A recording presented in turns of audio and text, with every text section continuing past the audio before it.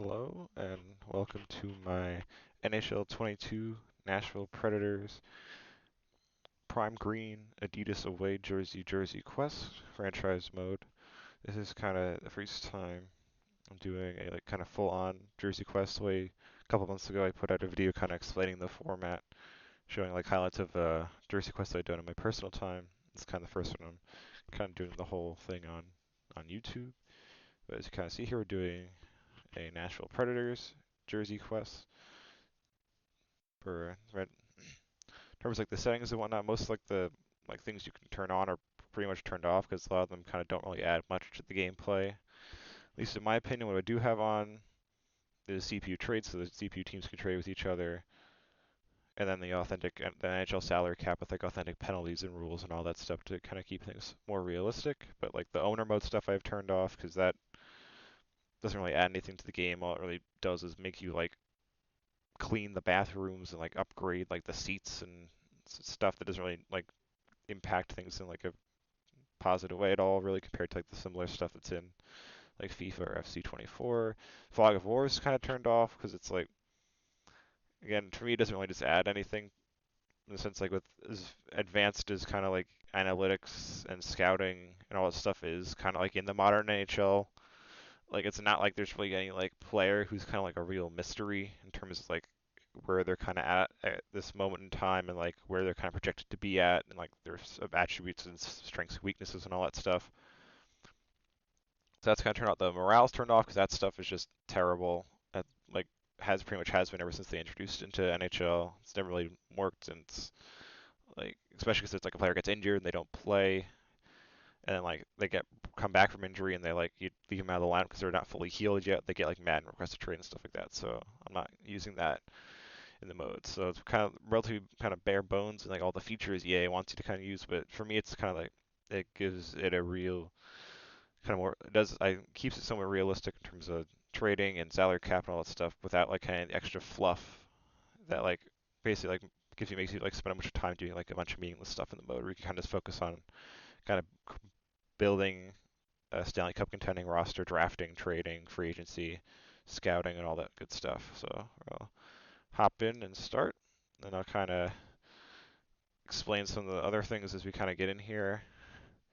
So it's loading up. But again, how this kind of works, the general idea here is we're doing a franchise mode here with the Nashville Predators with the kind of ultimate intention of if I win the Stanley Cup at some point in this with the Nashville Predators, I will be buying a Nashville Predators away jersey with a specific player on it who we'll kind of get into a second because I get to see if they're on the NHL roster or not at this point in time.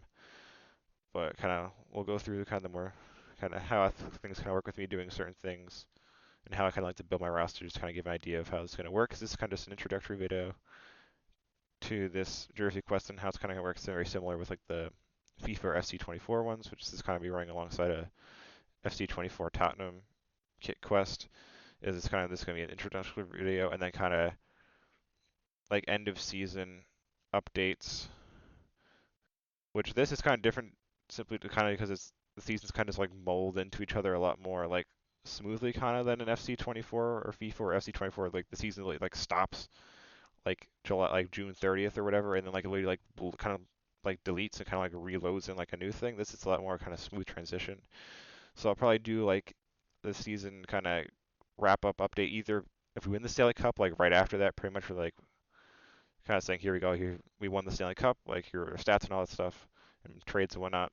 But if we don't win the Stanley Cup, how it's kind of work is probably going to be part of the way through free agency, kind of after I've kind of signed all the players I want to sign and whatnot, and scouts and coaching changes, anything like that. Kind of updating here's how the season went, here's kind of what I've done in free agency, where I expect us to be in the next season, and kind of so on and so forth for each season. Kind of looking at the edits line screen. Yeah, I don't like the head coach updating the lines. I don't like, to be honest, just because it can do some really funky stuff. I just kind of see this is NHL 22. So this is one of the more modern ones where the coaching kind of coaches exist in the game. So there's the whole new more line chemistry thing, which as you can kind of see here, line chemistry not too hot, but I'll kind of get into that in a second, more in more detail a little bit when I see if a specific player is on the roster. And it doesn't look like it. Let's check the scratches real quick. Nick Cousins, no matter what, he's getting immediately traded for like a 7th round pick. I don't really care. Dirty player, apparently not great off ice either, so I'll be moving him on. But the player I'm looking for is not here, so let's go to the AHL. Here he is. This player is Jeremy Davies is the kind of player focus for this franchise mode. So he's kind of, he's like a 76 overall. That's probably who was like the third pairing left defenseman, Mark Borowiecki. He's going to get kind of pushed to 7th D, and Jeremy Davies will kind of move up and be the focus of this. So he's going to be in the lineup. Going out, it's going to look, he's 76 overall, 24 years of age, left defenseman, 7th D potential, two-way defender. He was I don't think that's accurate. That he was drafted by the Predators. I'm pretty sure. Actually, I'm going to pull this Wikipedia page right now. I am pretty sure he was. Yeah, he was drafted. Like the year and the pick and all that are correct. But he was actually drafted by the Devils and then traded to Nashville as a prospect in the PK Subban trade that sent PK Subban to the Devils. So that's interesting that like that mistake kind of exists there because he wasn't drafted by the Predators. He was drafted by the Devils. But he's a two-way defender, has kind of decent attributes and whatnot. But again, he's deep potential. He's not really going to probably grow that much, but he might because he's going to get NHL playing time and whatnot. But he's kind of going to be the focus. So let me quickly just go to roster moves real quick. And just for the sake of argument for this, we're going to send Nick Cousins down to the minors because they're never using you. And then in the system, let's call up Jeremy Davies. Alright, now let's go back. Best AHL lines, just for now. Go back here, edit lines. So, let's see if we slap him into third pairing. He does not really fit the coach scheme. Let's kind of just check. He does not fit this coach's scheme like at all. So kind of now this is going to be a good opportunity for me to kind of go into how I kind of like to do things with these, like in my own personal time now, kind of putting this footage on YouTube for my own records and whatnot. If anyone actually watches this, hi. But so what I like to kind of do is, since we have like a player of focus here, which is Jeremy Davies, but the coaching thing, you like as you kind of see, it says like the preferred strategies of kind of there's two kind of categories for defensemen forwards. There's like 4 or 5 or 6. There's a lot more. But for this, just hold line and pinch strategies. So kind of like as a defenseman, are you gonna like kind of when you're in the offensive zone, are you gonna kind of stay up by the blue line and kind of just be pinging things in from like the point and passing or shooting it, or are you kind of going to be more like the Florida Panthers defenseman who won the Stanley Cup this past season and kind of be very, very aggressive and go in and pinch, kind of win puck battles on the boards, try to keep the pressure on in the offensive zone. As you kind of see here, the player preference for this, how it usually works is there's like this whole line slash pinch, cycle, and shoot. These usually kind of like 3 options. It's either like one of these 2 options, just like kind of the 2 extremes, or balanced, which is kind of the more like middle option. And as you can see here, a player preference for Jeremy Davies for the whole line pinch is pinch. He likes to pinch. He likes to be very aggressive on the blue line. Current coach his thing is balance. So since it's kind of like the coach wants the kind of more middle of the road option, he wants more of the more extreme options. It's kind of this yellow dash, kind of more neutral option. And then for the cycle shoot, Jeremy Davies' option is more cycle. He likes to pass the puck either to his defensive partner or down the boards. He likes to kind of keep the play going. He doesn't like to shoot the puck from the point. But the current coach for the third line defenseman, he wants them to shoot the puck a lot from the points of blast slap shots, one timers, or anything like that to kind of get the puck on the net. So that, because those are kind of the 2 extremes, it's like a red X compatibility. So that's why his like, which this apparently this is his best kind of for line of the 3 lines options are kind of his best fit. But even then, because it's a yellow dash and a red circle, it's like very, very poor fit. So what I like to kind of do this first season, just because if you go like let's just say hypothetically, let's go to the coaching staff thing. Here's our computer generated coach, Sylvain Gamache, and he's a B overall, which is kind of not man, you kind of want to look at A minus, A plus. The coach overall kind of matters a lot, as well as the teaching attribute and coach influence attribute, which are his two lowest. He's not a great coach. And he's kind of saw with their line scheme, or lines being kind of really not great. His fit with the team is a 48%. You kind of want it more like the 60% ish range thereabouts. If you can get even higher on that, it's like really good, but it's kind of hard because these aren't like fixed attributes for players in the sense that like it's random every time you like kind of create a new franchise one a little bit. So you can't be like, oh, I know these players like are going to be these specific things. You kind of have to like do a little guesswork to get trying to get things to fit together. But since his scheme is so poor, how I kind of like to do this first season because if you kind of look on the market, there's like one NHL head coach available in the market. There's also a B overall. Let's just for where is it? Here we go. Uh, yeah. No, so see you can see here you can see his like scheme preferences for the different defensive pairings. It's pretty much balance for the bottom two pairs, then whole line cycle for the first pair. And that's not, is it actually? That might be. Let's just double check because my short-term memory not the best. Let's just double check what were Davies' preferences. Defense. His were pinch and cycle. So that would have been like basically slightly better, slightly worse, not really as good. Kind of fit with this kind of coach that's the only head coach available on the market. Yeah, no. So kind of how this is going to work. This first season is kind of basically going to be like kind of a throwaway season in a sense that the head coach scheme doesn't really fit with the players, so we're probably not going to have a great record in games that are simulated. But how it's kind of going to work then is in the first off season, which I'll probably go over like the specifics in the end of season update. But we're going to also have somehow we win the Stanley Cup this first year. We're going to fire this head coach after the 2021-2022 campaign. Fire, and then hopefully on the market there will be a coach who probably more preferably like his third pairing, just because Jeremy Davies is like a not very high potential player.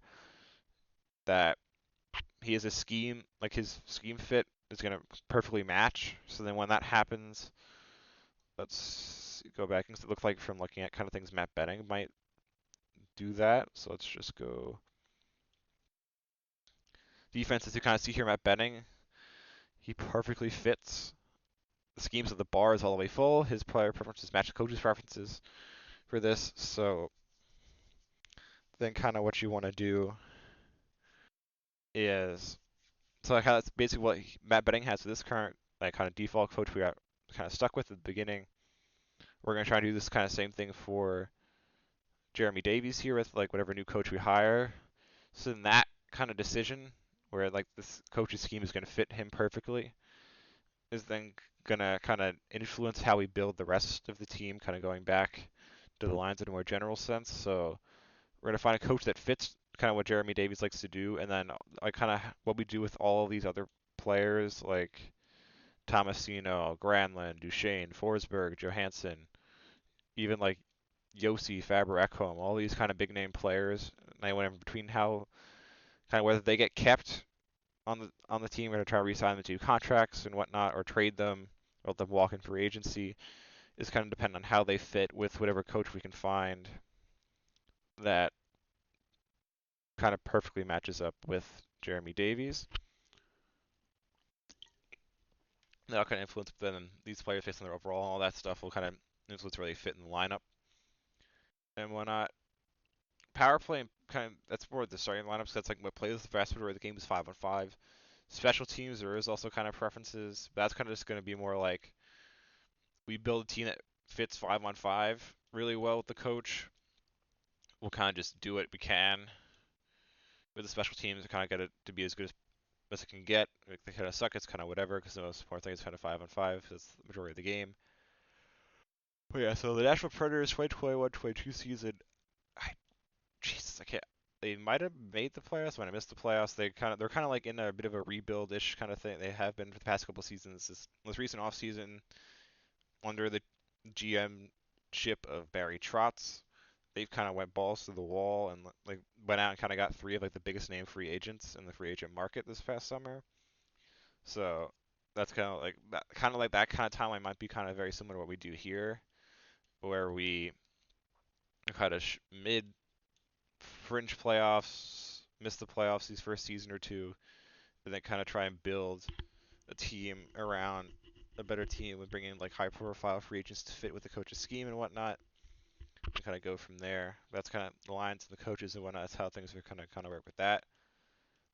Scouting, which is kind of the other really big thing in terms of building a team. How I kind of like to do things is basically it's a lot of manual scouting for me, but what I kind of do, I'll kind of have it set up as I'll have four NHL scouts, one for each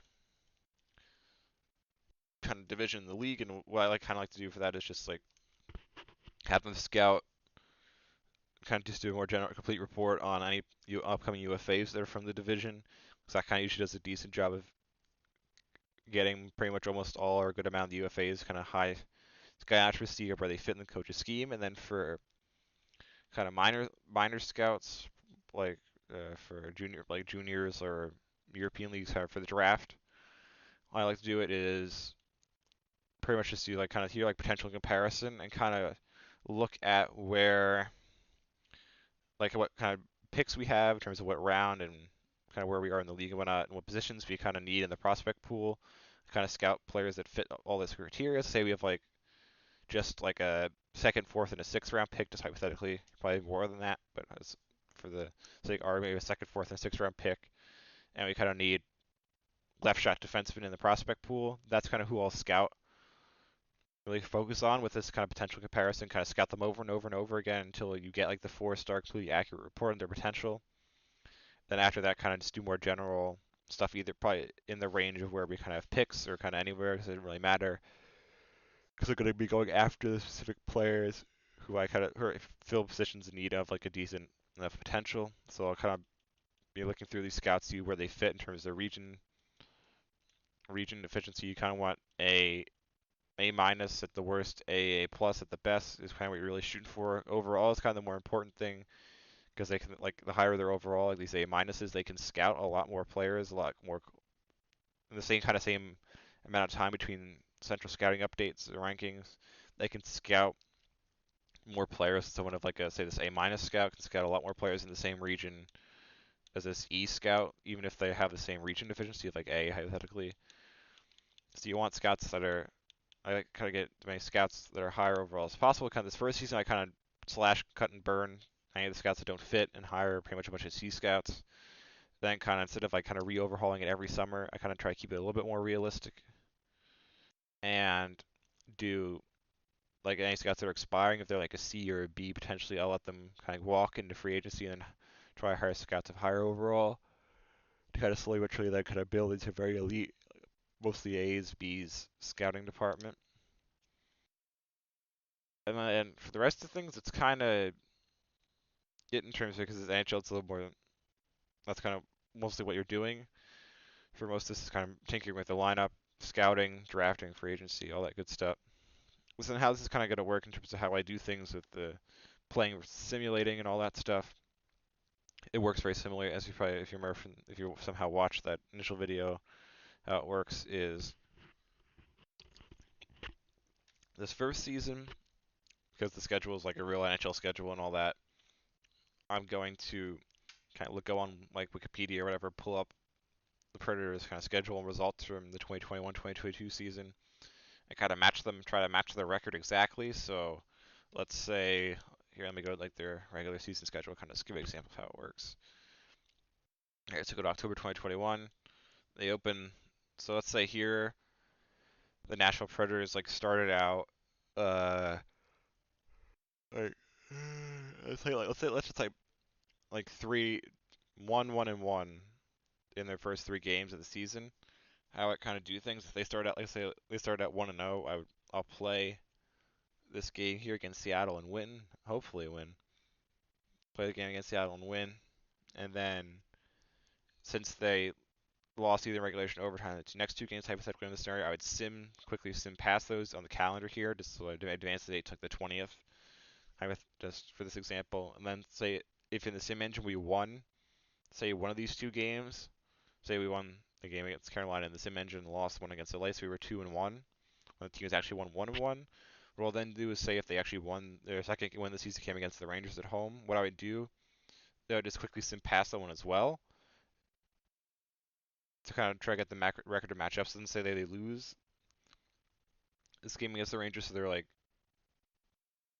we end up being like 2-1-1 hypothetically, which is what they actually were at that point, and then they win the next game against they actually win the next game against the Jets. I would then play that game and try to keep the record as identical as possible to their actual record IRL instead of me just playing actually every game they won, because if we win games in the sim engine that they did win in that actual season, our record will probably end up getting super inflated in like a more positive sense, which isn't necessarily a real reflection of where the team was at in real life in that season and where we kind of probably are in the game. So that's how it's going to work for the first season. The playoffs kind of same thing will kind of work. It's more the playoffs is a little different just because you're trying to win the Stanley Cup, so it's more of a like if they won in the first round, say that this season they won like the first games 2, 4, and 6, and lost in 7 games. I would kind of sim games 1, 3, 5, and 7 if we get suspension game 7. But if we win those games, that's kind of I'll take that as kind of good luck, fortune that the game wants us to go further than Predators actually did, and I'll still play games 2, 4, and 6. Let's say even just games 2 and 4, and we win the sweep. We win the sweep. If not, we don't. But then for series that we didn't, say they got knocked out in the first round, we make it to the second round because of the sim engine and me playing and whatnot. Second round, I'll quickly sim past all the games because they didn't actually play any of those, and then the results are the results. Let's say they meet up with the Kraken, hypothetically in the second round, and we lose. Then kind of how it works is then for me is the Kraken then kind of become our like a rival of the Predators. What that means then is say we lost to the Kraken in Game 7 at home. I would then in the next season, the only games I would play would be games against the Seattle Kraken, or because this is kind of Jersey Quest, like this very specific. Because Jeremy Davis is a very fringe NHLer. He only played, I think, in like a handful of games in the 2021-2022 season, and so that's kind of work. Because we're going with the away jerseys, you literally only played 2 games that season. The away jersey you played against Buffalo on the road and against Arizona on the road in like April, I think, of that season. So then how it kind of work is those 2 teams, Buffalo and Arizona, will kind of start off automatically and permanently the entire time as kind of rivals. So that next season I'll play our away game against against Arizona and Buffalo, and then in addition then you kind of add on to that the rival teams for 3 years after that initial playoff matchup, and kind of extending for 3 years if we keep meeting up against them in the playoffs. But that's kind of how that kind of works. And in terms, the last kind of big thing to kind of go through this introductory video, in terms of the playing and the simming and anything else, is injuries. So how I kind of do things with injuries is, which is kind of why I have the head coach stuff turned to, editing the lines turned to off, is kind of how I do things is if, let's say, game 1 of the season, Robiossi gets hurt and he's going to be out till like for a week, then what I kind of do is I turn injuries off for that kind of period, because I only really rock with like a basically the bare minimum like roster. You have like the 18 skaters, your 2 goalies, and then like a 13th forward, 7th defenseman. That's kind of what I have on the kind of, which is the only thing we really can have called up to the NHL. And then kind of how then I do things. I'll turn injuries off. So it works kind of both for and against me and everyone. So if like I have an injury crisis, I can't even turn injuries off. It kind of benefits everyone else too, because all the computer simulated engine teams, because they kind of get a break from injuries during that same period. But if we go through relatively injury-free season, they'll kind of we don't have to do that much. But that's kind of how things work. Then I kind of place them with the 7th, 13th forward, and then once the injury, they kind of fully heal from the injury, I bring that injured player back into the lineup, then scratch the other player, and then turn injuries back on. But that's kind of how I do things too. That's kind of it for this intro video. So next video in this will kind of be after the 2021-2022 season. Either potentially, hopefully, you never know, maybe we'll win the cup in this first season. That'd be really nice. But if not, it'll be during free agency, and I'll kind of go over what happened during the season, who won the cup, where we kind of finished in the league and all that, and kind of what we did in free agency or any trades we made, who left, who's kind of doing whatever, how Jeremy Davis did like as a player, what his stats were and whatnot. That's kind of that'll be the next kind of part of this next episode in this. But thank you anyone out there that's watching, and hopefully you watch the next video as well.